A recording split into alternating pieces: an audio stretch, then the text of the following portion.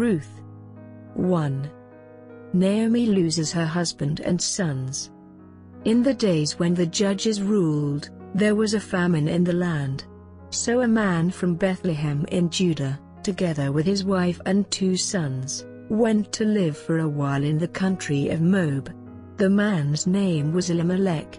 His wife's name was Naomi, and the names of his 2 sons were Mahlon and Chilion. They were Ephrathites from Bethlehem, Judah.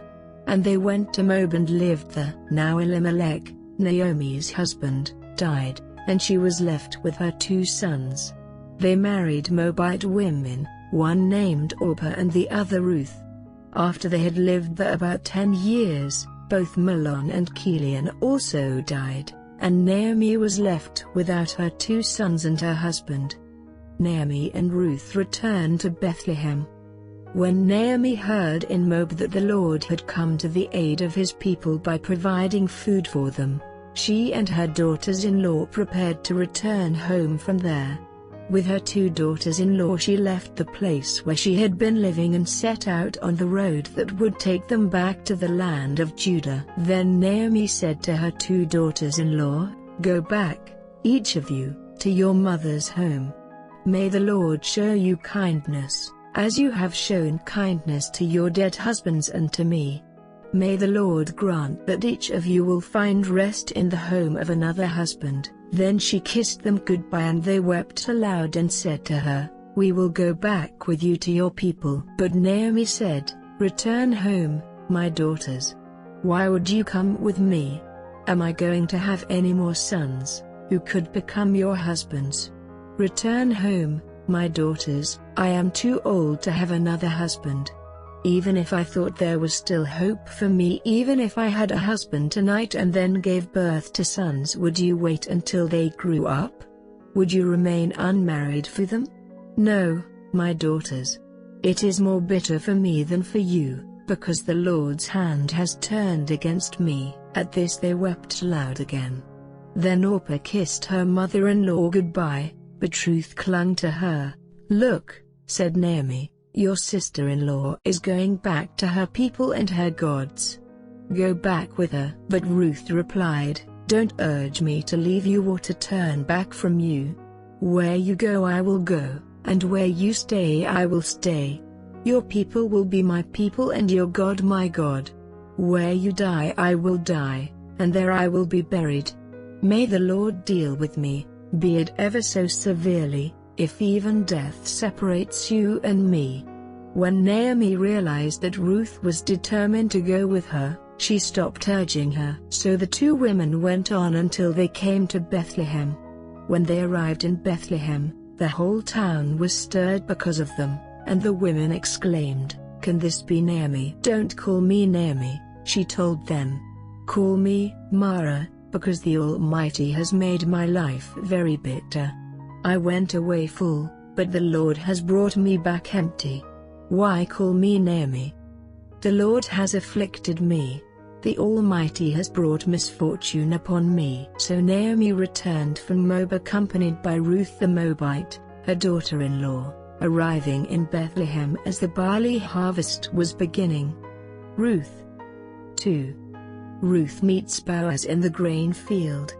Now Naomi had a relative on her husband's side, a man of standing from the clan of Elimelech, whose name was Boaz. And Ruth the Moabite said to Naomi, "Let me go to the fields and pick up the left-over grain behind anyone in whose eyes I find favor." Naomi said to her, "Go ahead, my daughter."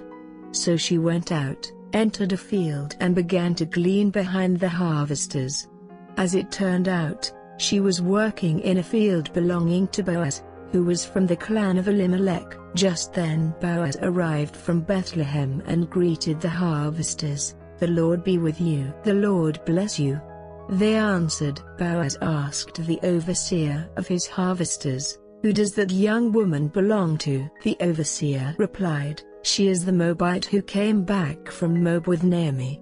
She said, "Please let me glean and gather among the sheaves behind the harvesters."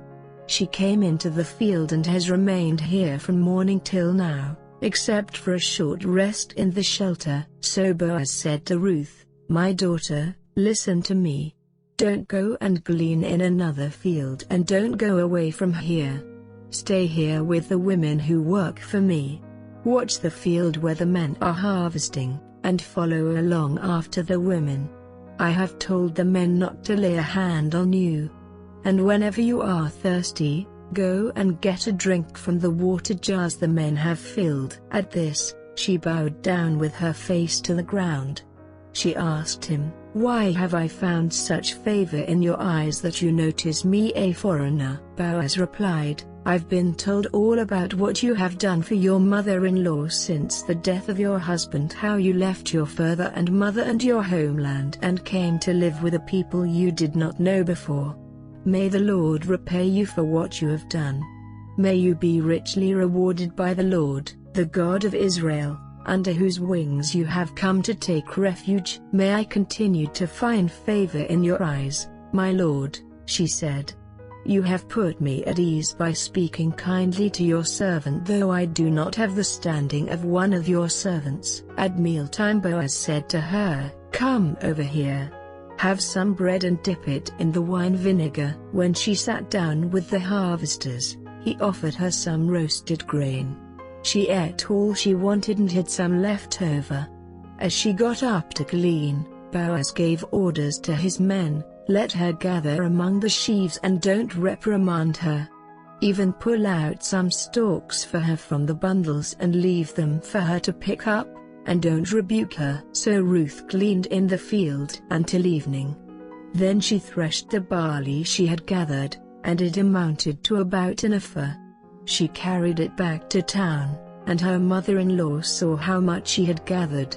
Ruth also brought out and gave her what she had left over after she had eaten enough.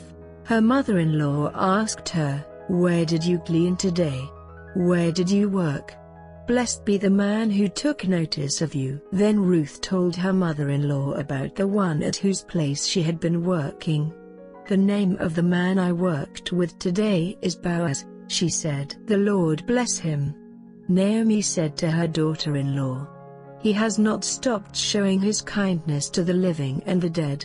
She added, "That man is our close relative, he is one of our guardian redeemers." Then Ruth the Moabite said, "He even said to me, 'Stay with my workers until they finish harvesting all my grain.'" Naomi said to Ruth her daughter-in-law, "It will be good for you, my daughter, to go with the women who work for him, because in someone else's field you might be harmed." So Ruth stayed close to the women of Boaz to glean until the barley and wheat harvests were finished. And she lived with her mother-in-law. Ruth 3. Ruth and Boaz at the threshing floor. One day Ruth's mother-in-law Naomi said to her, "My daughter, I must find a home for you, where you will be well provided for. Now Boaz, with whose women you have worked, is a relative of ours. Tonight he will be winnowing barley on the threshing floor. Wash, put on perfume, and get dressed in your best clothes. Then go down to the threshing floor, but don't let him know you are there until he has finished eating and drinking. When he lies down, note the place where he is lying. Then go and uncover his feet and lie down. He will tell you what to do." "I will do whatever you say," Ruth answered. So she went down to the threshing floor and did everything her mother-in-law told her to do. When Boaz had finished eating and drinking and was in good spirits, he went over to lie down at the far end of the grain pile. Ruth approached quietly, uncovered his feet and lay down. In the middle of the night something startled the man. He turned and there was a woman lying at his feet. "Who are you?" he asked. "I am your servant Ruth," she said. "Spread the corner of your garment over me, since you are a guardian redeemer of our family." "The Lord bless you, my daughter," he replied. "This kindness is greater than that which you showed earlier. You have not run after the younger men, whether rich or poor. And now, my daughter, don't be afraid. I will do for you all you ask." All the people of my town know that you are a woman of noble character. Although it is true that I am a guardian redeemer of our family, there is another who is more closely related than I. Stay here for the night, and in the morning if he wants to do his duty as your guardian redeemer, good, let him redeem you. But if he is not willing, as surely as the Lord lives I will do it. Lie here until morning." So she lay at his feet until morning, but got up before anyone could be recognized, and he said, "No one must know that a woman came to the threshing floor." He also said, "Bring me the shawl you are wearing and hold it out." When she did so, he poured into it 6 measures of barley and placed the bundle on her.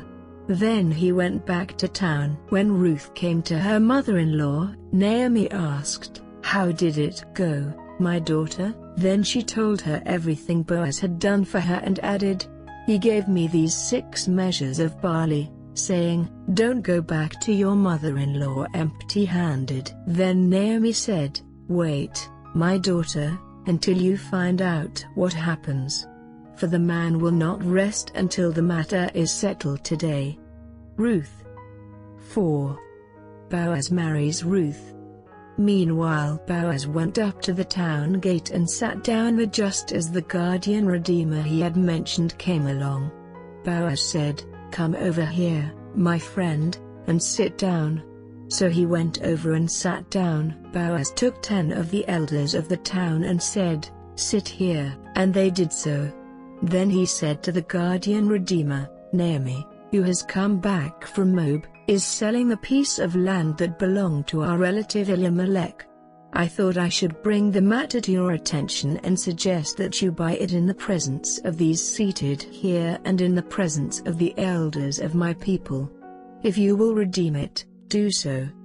But if you will not, tell me, so I will know. For no one has the right to do it except you, and I am next in line." "I will redeem it," he said. Then Boaz said, "On the day you buy the land from Naomi, you also acquire Ruth the Moabite, the dead man's widows, in order to maintain the name of the dead with his property." At this, the guardian redeemer said, "Then I cannot redeem it because I might endanger my own estate. You redeem it yourself. I cannot do it." Now in earlier times in Israel, for the redemption and transfer of property to become final, one party took off his sandal and gave it to the other. This was the method of legalizing transactions in Israel. So the guardian redeemer said to Boaz, "Buy it yourself." And he removed his sandal. Then Boaz announced to the elders and all the people, "Today you are witnesses that I have bought from Naomi all the property of Elimelech, Chilion and Mahlon. I have also acquired Ruth the Moabite, Mahlon's widow, as my wife, in order to maintain the name of the dead with his property, so that his name will not disappear from among his family or from his hometown.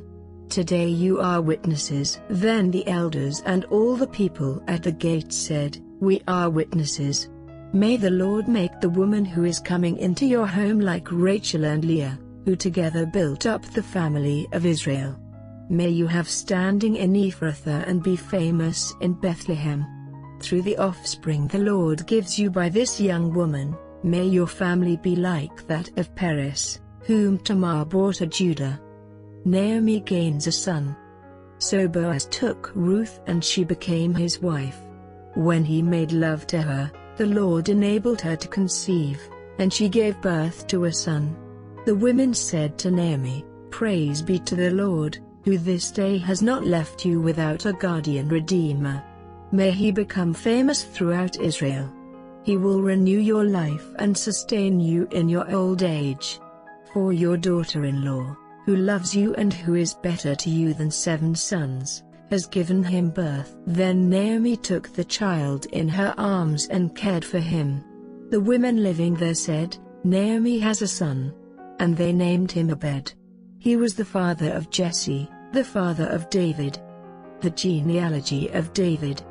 This, then, is the family line of Perez. Perez was the father of Hezron, Hezron the father of Ram, Ram the father of Amminadab, Amminadab the father of Nahshon, Nahshon the father of Salmon, Salmon the father of Boaz, Boaz the father of Obed, Obed the father of Jesse, and Jesse the father of David.